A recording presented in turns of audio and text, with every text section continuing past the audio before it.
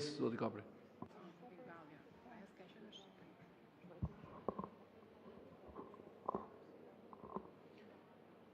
Sa I përket një deklarate të jo vetëm të papërgjeshme, por indinjuese dhe të rëndë të një anëtare të qeverisë së Serbisë, reagimi I qeverisë shqiptare ka qenë në kohë, adekuat nga Ministria e Jashtme, në mënyrë të menjëhershme.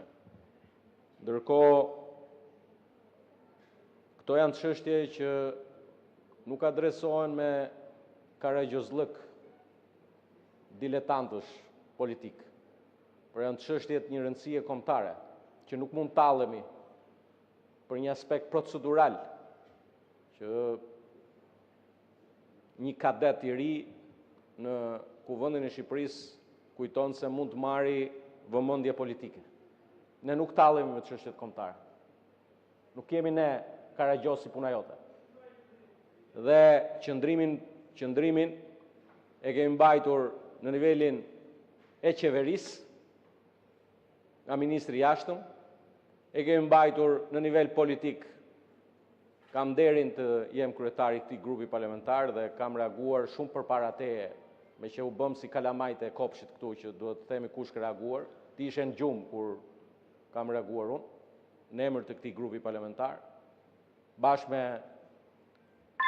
ata që ke në atë kafazin tënd politik, dhe natyrshëm ky akt I dënueshëm është dënuar edhe nga autoritetet politike përfaqësuese me të cilët ne komunikojmë, Komisionin Evropian, në të gjitha nivelet, qoftë në nivelin e komisioneres Marta Kos, por edhe në të gjitha nivelet e tjera, dhe Shqipëria kur reagon Përfundoni, lutem.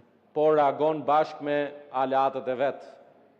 Dhe prandaj është turp që të vish dhe të bësh politikë. Sa I përket Edi Ramës, ti dhe ata shokët e tuaj duhet lani gojën mirë, sepse Edi Rama është I vetmi kryeministër në historinë e këtij vendi që nga 1912, I cili çështjen e Kosovës e ka ngritur mes Beogradit dhe ka bërë me dije qartësisht edhe sfundmi në Bruksel, edhe në Beograd në tetor të vitit 2014, që Kosova është shtet I pavarur dhe Shqipëria mbështet fuqimisht, jo vetëm e ka mbështetur pavarësinë, sot mbështesim fuqimisht antarësimin e Kosovës në NATO, antarësimin e Kosovës në Bashkimin Evropian. Faleminderit.